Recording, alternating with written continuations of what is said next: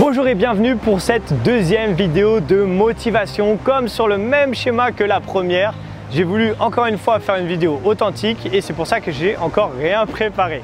Je sais absolument pas ce que je vais vous dire quand je commence ce genre de vidéo et l'inspiration me vient en vous parlant. J'ai quand même une petite idée, c'est que bien souvent quand on s'entraîne et les messages que je reçois régulièrement c'est « Ah Arthur, aujourd'hui j'étais pas en forme, j'ai fait une séance un peu nulle, c'était pas terrible ». Et en réalité, il n'y a jamais de séances qui ne sont pas terribles. La seule séance qui n'est pas terrible, c'est une séance qui n'a pas été faite.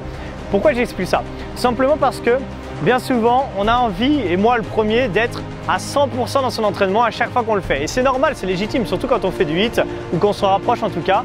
On a envie de faire une séance où à la fin on se dit « Waouh, ça a vraiment piqué, je suis éclaté, je me suis donné à 200% et je sais que ça a été efficace. » Mais le plus important dans l'entraînement en réalité, c'est la régularité. Ok, ça veut dire que des fois, on va pas être à 100% et c'est ok. Le plus important, c'est de s'être quand même levé de son canapé, c'est de dire allez, je fais mes séances le lundi, mercredi et vendredi par exemple. Et aujourd'hui, c'est mercredi. Aujourd'hui, j'ai peut-être mal au ventre ou je suis fatigué, j'ai pas passé une bonne journée, j'ai peut-être la tête un peu ailleurs. Aucun problème. À partir du moment où vous vous levez quand même et vous faites quand même votre séance, même si vous faites une séance à 50%, ce sera toujours mieux que d'être resté par exemple dans son canapé à regarder la télé. Ok, ça sera toujours mieux. Donc, il faut par moment arrêter de culpabiliser sur le fait de ne pas faire une séance à fond. Au pire, ce que vous faites, si vraiment vous sentez que vous l'avez fait peut-être qu'à 30%, et c'est déjà toujours mieux encore une fois que d'être resté dans son canapé. Mais si vous dites c'est bon, je l'ai fait chiant, je l'ai fait à 20%, elle n'était pas efficace, vous la refaites demain, c'est pas grave. Vous refaites votre entraînement demain, vous en aurez fait 4 dans la semaine et c'est encore mieux à la limite, ok? Mais surtout changer cet état d'esprit de vous dire « Ah, j'étais pas au top ».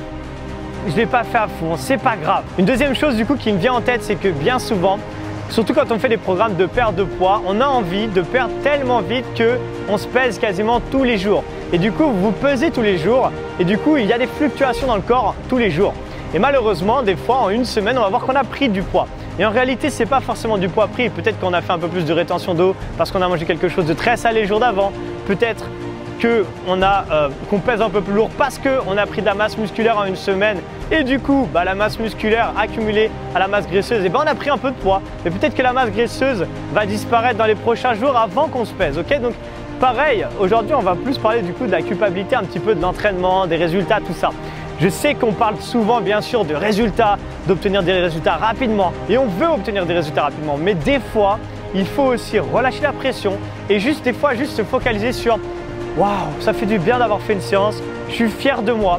Je ne l'ai pas fait à 100%, je l'ai fait à 100%, peu importe, mais je suis fier de moi parce que je l'ai fait, parce que j'ai réussi à tenir un schéma d'entraînement, j'ai réussi à tenir des engagements que je m'étais moi-même fixés. Ok, et là, vous ne pouvez pas être plus fier de vous que ce que vous pouvez être fier de vous maintenant parce que vous êtes 100% responsable de vos entraînements. Vous ne venez pas vous entraîner dans une salle parce qu'il y a un cours. Vous ne venez pas vous entraîner avec un coach parce que vous avez un rendez-vous qui vous oblige un petit peu à y aller. Là, vous êtes chez vous. Ça veut dire que votre motivation, forcément, j'essaie de vous en donner un maximum à travers mes vidéos, mais votre motivation, vous êtes voué à votre propre motivation. Donc franchement, félicitations déjà si vous êtes arrivé à la fin de ces 2 premières semaines d'entraînement. Déjà, vraiment félicitations. Je vous félicite encore 1 et 100 fois parce que ce que vous êtes en train de faire, c'est ce qu'il y a de plus dur. Vous vous entraînez tout seul, chez vous, peut-être en groupe, peu importe, mais vous le faites de votre propre volonté. Et ça, c'est le plus important. Et quand on arrive à faire ce genre d'entraînement, c'est ce que j'explique souvent aux gens que je coach.